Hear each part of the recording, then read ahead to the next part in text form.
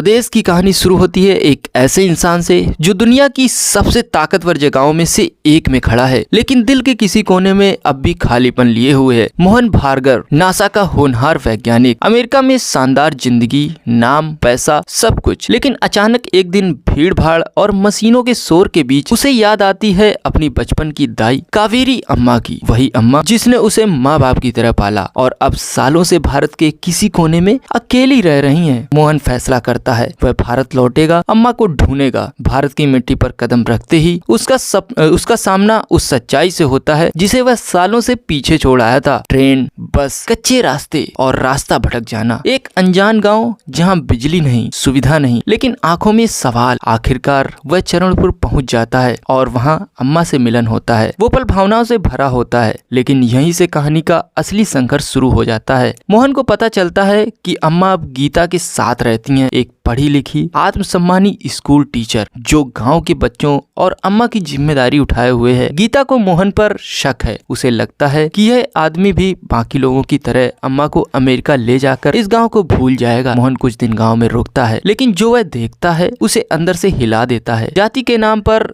बटा समाज, बेबस किसान, भ्रष्ट अधिकारी और सबसे बड़ी समस्या बिजली की। अंधेरे में डूबा गांव जैसे किस्मत से हार मान चुका हो। मोहन पहले चुप रहता है, लेकिन फिर सवाल पूछने लगता है और यहीं से गांव वालों की नींद टूटती है। गीता उसे एक काम सौंपती है, पास के कोड़ी गांव जाकर हरिदास नाम के आदमी से स्कूल का बकाया पैसा लाना। मोहन जब वहां पहुंचता है तो उसे असली भारत दिखाई देता है। भूख, प्यास, अंधेरा और टूटी उम्मीदें। हरिदास की कहानी सुनकर मोहन समझ जाता है कि समस्या पैसे की नहीं है, समस्या है सिस्टम की। लौटकर मोहन सिर्फ देखने वाला नहीं रहता, वह कुछ बदलना चाहता है। बच्चों को स्कूल लाने की कोशिश, गाँव वालों को जागरूक करना और सबसे बड़ा सपना, गाँव में खुद की बिजली। धीरे धीरे गीता को भी एहसास होता है कि मोहन बाकी लोगों जैसा नहीं है। दोनों के बीच खामोश सा प्यार पनपता है, लेकिन सच्चाई कड़वी होती है। गीता भारत छोड़कर नहीं जा सकती और मोहन की जिंदगी अमेरिका में बंधी है। आखिरकार मोहन लौट जाता है नासा, लेकिन वहां पहुंचकर भी उसका मन नहीं लगता। लैब की चमक में उसे चरणपुर का अंधेरा दिखाई देता है और सफलता के शोर में उसे गाँव की खामोशी सुनाई देती है। एक दिन वह बड़ा फैसला करता है, सब कुछ छोड़कर भारत लौटने का। वह सिर्फ नौकरी नहीं बदलता, अपनी जिंदगी का मकसद बदल देता है। चरणपुर में वह एक छोटा सा माइक्रो हाइड्रो प्रोजेक्ट लगाता है। नदी की ताकत से गांव को रोशन करने का सपना। मुश्किल आती है, विरोध होता है, यहाँ तक कि गांव का पहलवान निवरण उसे भिड़ जाता है, लेकिन मोहन हार नहीं मानता। और फिर वो रात आती है जब सालों बाद